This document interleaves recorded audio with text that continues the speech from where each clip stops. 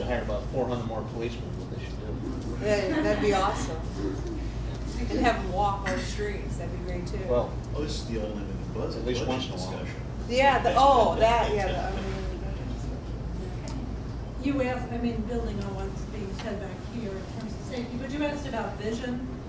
And my idea would be, certainly a grocery store, but creating an environment that is, I think, beginning to become pedestrian friendly, safe, well lit, both sides of the street. I mean, obviously this side is what Albrecht is developing. I mean, the other side is empty stores now, which I think the empty stores kind of breed opportunities for things, an unsafe neighborhood. But the diversity, so that people could obviously go to the library and eat, and do grocery shopping, Walgreens, or out to dinner on both sides, and that mixed use at different times of the day and night, I think, helps keep a community safe. But to really create, which is happening, and slowly, but it's happening, an environment aesthetically pleasing and friendly, where I think somebody mentioned eating outside, and it's continuing, in my mind, continuing to build that with the community. The grocery store becomes so important to that, so people can live and shop in their own community without having the buses to rent. I mean, it really support the public transportation, but that takes it out of this neighborhood rather than allowing people to live and be in the neighborhood where they can walk to different places. So the neighborhood is designed in a way that also helps build the built environment that helps people be healthy and well, because they're walking and there's good food and nice entertainment. So that's my vision. That's helpful. Yeah, it's great. Thank you. I would agree. My sister was just here from Connecticut with her two boys who are on their spring break, and they've been here the past several years, and she was noting as we walked up to the theater last night to watch a movie about, well, we used to eat breakfast there. We ate at this restaurant, but they're gone. And I would like to see some of those things return. But she also mentioned it was so nice to be able to walk to these things, because in Connecticut they have to get in their car and drive a half an hour, 45 minutes to get to a movie, to get to the grocery store. And that's what I like about this neighborhood as well, is that we can walk our dogs, we know our neighbors, and I would love, I loved it when the grocery store was here, because we do go shop at Acme, but if I was out of something and I needed it, I didn't have to get in the car to go to Acme. I could come up here, I could walk up here, I could get what I needed, and not have to disrupt my evening running to the grocery store. Yeah. I just really wanted to say, kind of came to say one thing. I agree with everybody's point about grocery stores, okay? My only but is this. I feel that Walgreens handles 50% of what a grocery store does as far as drugs, not drugs, but dry goods and soaps and, photography and, on and on and on. But what obviously it doesn't do are the soft goods of produce, deli, and bread, milk and eggs.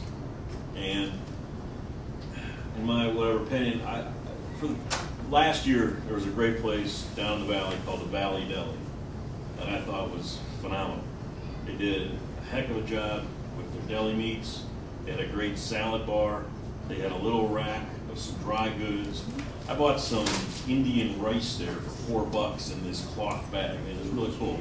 They had peppers and mushrooms and it was not a large, full-scale grocery store like Freshway or like Acme, but it took care of what I thought were some basic needs as far as meats and breads and some pasta salads like that. So I guess my only thought and so forth would be that I think a deli would be a great addition, whereas maybe a full-scale grocery store, square footage-wise, to a retailer or to somebody wanting to run a grocery store isn't economically viable. But a large-scale deli that handles some of these little some more things that we all miss in a grocery store on whatever scale could be economically viable for a business. That's what. And you know, given the difficulty that Albrecht Inc is encountering, finding the grocer to actually come in and operate a grocery store on a larger level, I mean, we're looking for, that's a really good idea, and that's the kind of creative solutions we're looking for. I mean, I don't know that we said it today yet, but you know, Albrecht Inc is really has and it continues to look for a grocery operator.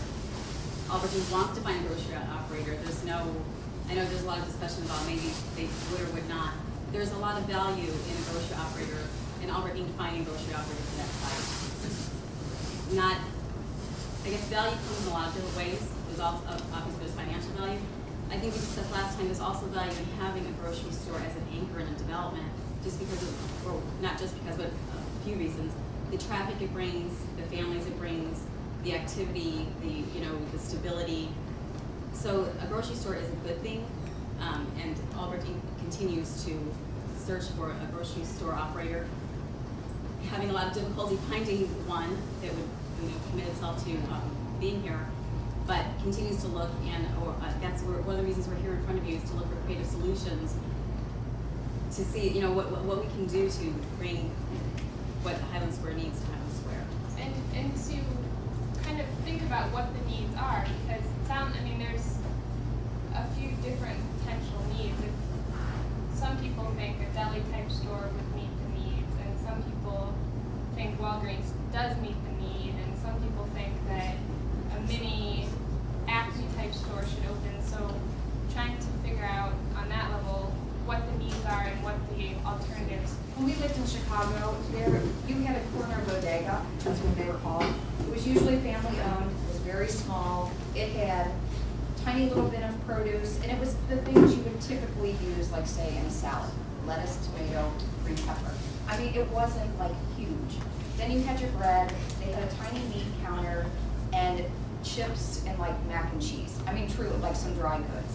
And we went there at least twice a week, just to pick something up. I mean, I think that type of idea is fabulous. And I think that would meet a general need.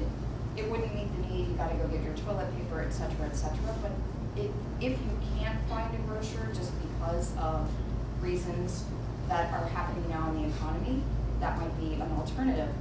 And I also think about Cincinnati, we have Findlay Market, which is huge. I mean, it's wonderful there, but it's a lot of different people on the inside of the market, not the produce on the outside. They're sharing space.